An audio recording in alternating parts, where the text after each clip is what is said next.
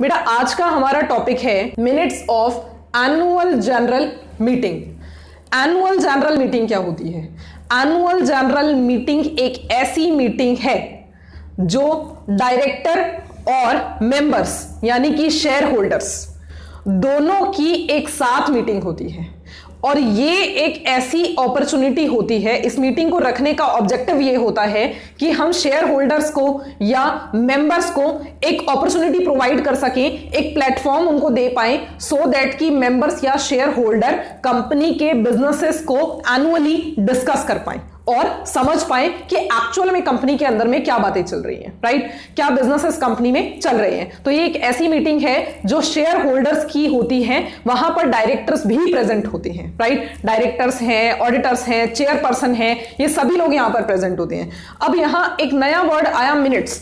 क्या आप सबने मिनट्स के बारे में पहले सुना हुआ है? जी हाँ मैम जी, हमने सुना हुआ है मिनट्स के बारे में। सुना तो काफी बार है, लेकिन पता नहीं क्यों आज तक हमें समझ नहीं आया कि मिनट्स क्या है। कोई बात नहीं, मैं बताऊंगी आपको। Written proceedings of meeting.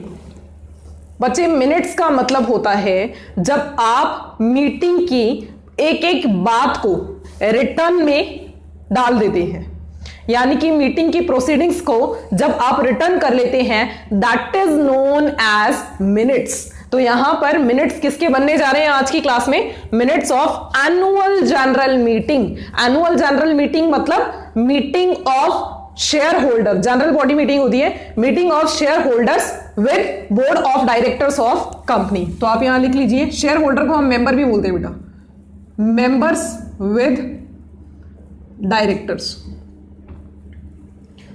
और यही एक ऐसी अपॉर्चुनिटी है या एक प्लेटफॉर्म है जिसके थ्रू शेयर होल्डर कंपनी के अंदर में क्या सालाना बिजनेसेस चल रहे हैं, इन सभी बातों को डिस्कस कर सकते हैं, राइट? सो यहां पर आपके सामने मैंने मिनट्स और एनुअल जनरल मीटिंग दोनों बातों को अलग अलग क्लियर कर दिया है। यानी कि एक ऐसी मीटिंग जो शेयर होल्डर की मीटिंग हो रही है, उसी की रिटर्न प्रोसीडिंग्स जब हम बनाते हैं तो उसमें क्या क्या हम कवर करते हैं या कैसे हमें बनाना चाहिए। चलो आज सबसे पहले हम उसी की शुरुआत करते हैं। पता है क्या, आपने नोटिस किया होगा कि मैडम हमेशा तो कभी शॉर्ट में लिख देती हैं, कभी आपका सेंटेंस केस में लिख देती हैं, कभी कैपिटल लेटर में लिखती हैं, लेकिन आज की क्लास में खास बात पता है क्या है? मैंने यहां पर टॉपिक लिखा है minutes of annual general meeting और इस टॉपिक को मैंने पूरा कैपिटल लेटर्स में लिखा है। जब आपके एग्जाम में अगर मिनट्स बनाने आते हैं तो आपको भी यही वाला काम करना है।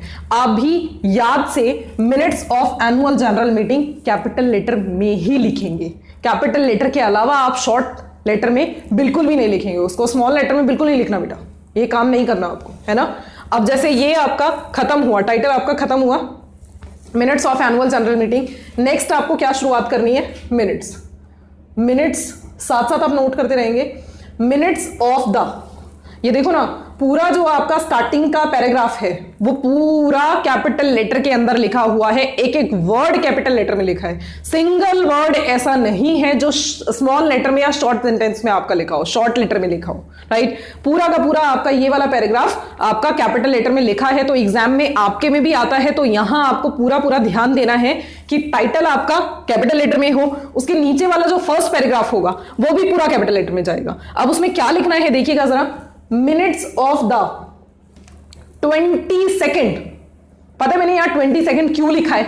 क्योंकि हम अंदाजन कुछ भी ले सकते हैं। वहां पर आप जो डेटा आप लेंगे वो डेटाबेस आप अंदाजन कुछ भी ले सकते हैं। तो यहां पर मैंने 20 सेकेंड लिख दिया।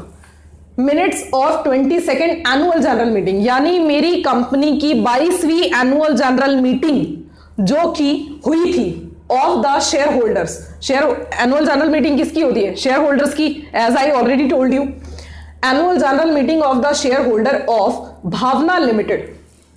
भावना लिमिटेड की एनुअल जनरल मीटिंग जो शेयर होल्डर्स की हुई थी वो 22nd एनुअल जनरल मीटिंग थी। उसी के मिनट्स बन रहे हैं जो कि कब हेल्ड हुई थी। यहां आप डेट लिख देंगे बेटा, यहां मैंने ब्लैंक छोड़ा है, आप डेट यहां पर लिख देंगे। डेट आप यहां मेंशन कर देंगे, राइट?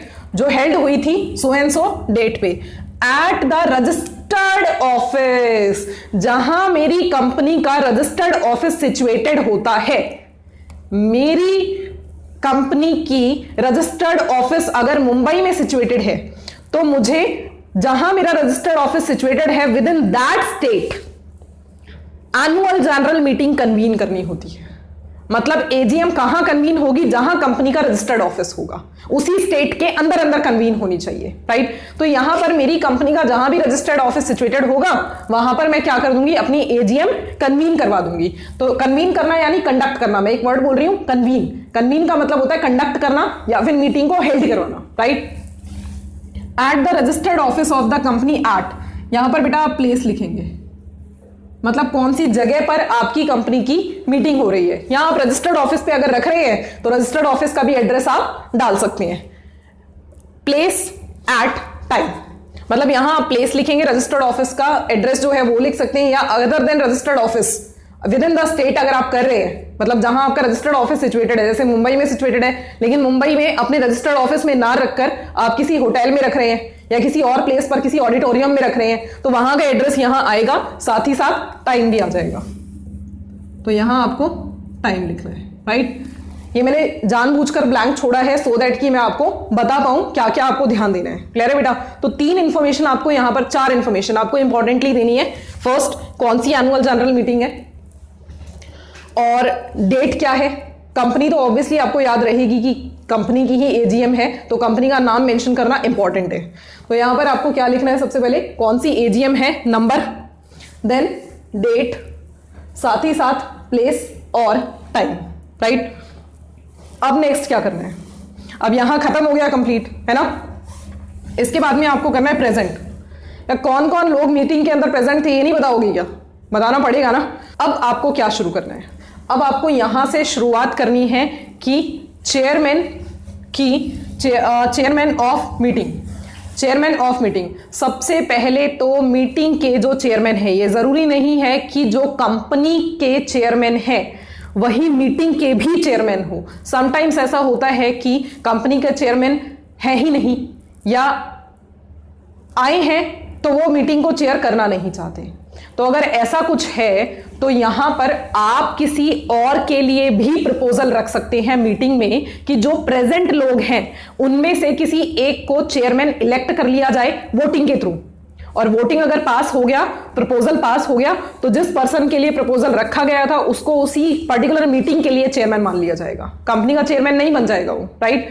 मतलब चेयरमैन है नहीं, या चेयरमैन है बट वो मीटिंग को चेयर करना नहीं चाहते, तो उस केस में क्या कर सकते हैं? जो प्रेजेंट मेंबर्स हैं या प्रेजेंट डायरेक्टर्स हैं, मेंबर्स नहीं, प्रेजेंट डायरेक्टर्स जो हैं, उन प्रेजेंट डायरेक्टर्स में से आप किसी एक पर्सन को मिलकर के क्या कर सकते हैं? वोटिंग के थ्रू चेयरमैन इलेक्ट कर सकते हैं, राइट। तो यहां पर ऐसा ही कुछ लिखा हुआ है, देखो, नाम चेयरमैन का लिखा होगा,